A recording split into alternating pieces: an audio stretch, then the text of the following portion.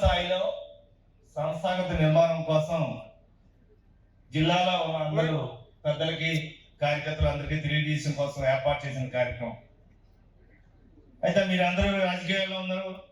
సుమారుగా ఇన్ని సంవత్సరాలుగా నేను రాజకీయంలో ఉన్న గ్రామ స్థాయిలో అనుబంధ విభాగాలు ఏర్పాటు చేయటం, ఒక ప్రణాళికాబద్ధంగా కమిటీలు వేయటం అనేది మొట్టమొదటిసారిగా అయితే నాకు ఇది మొట్టమొదటిసారి. ఇంత గొప్ప కార్యక్రమాన్ని జగన్మోహన్ రెడ్డి గారు ఎంత దూరదృష్టి ఆలోచించి చేయిస్తున్నారనే విషయాన్ని మనకందరికీ తెలియజేయడం కోసమే ఈరోజు ఈ కార్యక్రమం ఏర్పాటు చేయడం జరిగింది. అయితే నా ముందు మాట్లాడిన పెద్దలు నెల్లిమర్ల మాజీ ఎమ్మెల్యే శ్రీ వరకొండ అప్పలనాయుడు గారు చాలా విషయాలు చాలా చక్కగా చెప్పారు.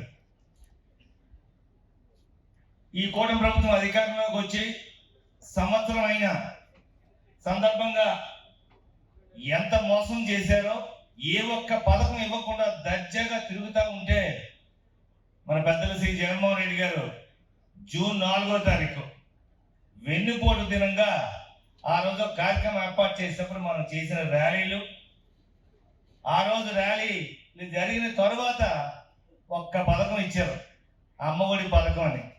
అంటే ఈరోజు ప్రజల్లో చైతన్యం వస్తుంది కాబట్టి తప్పదు అన్నట్టుగా అప్పటి నుంచి ఇప్పటి వరకు సుమారు 8 నెలలు, ఈ 8 నెలల్లో చాలా కార్యక్రమాలు చేశాం.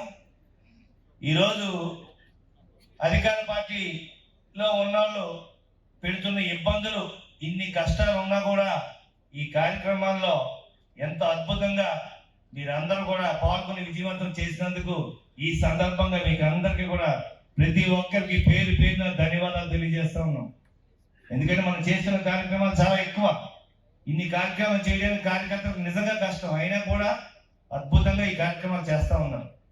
అయితే ఈరోజు ఈ గ్రామ కమిటీలు ఏర్పాటు చేసే విధానంలో హర్షవర్ధన్ గారు ప్రత్యేకంగా చెప్పారు.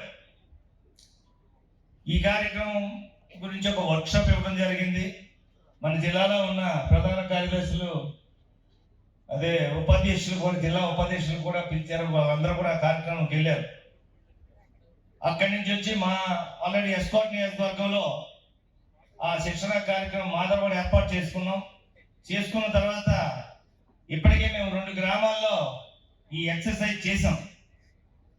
2 గ్రామాల్లో రచ్చబండ జరిగినప్పుడు ఆ రచ్చబండకి ఎంతమంది జనాలు ప్రజలు వచ్చారనే దానికి కారణం ఏంటి అనేది స్పష్టంగా మన నెల్లిమర్ల మాజీ ఎమ్మెల్యే గారు చెప్పారు. ఈరోజు గ్రామాల్లో ప్రతి కుటుంబం కూడా జగనన్న ఉన్నప్పుడు ఎంత సుఖంగా బతికారో ఈరోజు అన్ని ఇబ్బందులు పడతా ఉన్నారు. ప్రతి ఇంట్లోని ఆ ఫీజు రింబర్స్మెంట్ డబ్బులు రాక, ఆరోగ్యశ్రీ కోసం ఎవరన్నా హాస్పిటల్ తీసుకెళ్తే ఆరోగ్యశ్రీ సరిగ్గా కావడం, ఏ పథకం రాలేదు.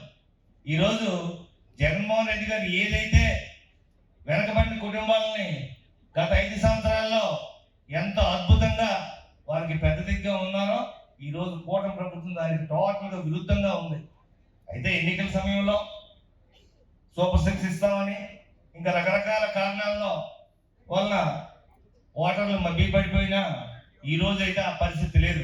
ఇప్పుడు సంవత్సరం సుమారుగా 8 నెలలు అయింది. మన రచ్చబండ కార్యక్రమం మేము ప్రత్యేకంగా చూసాం.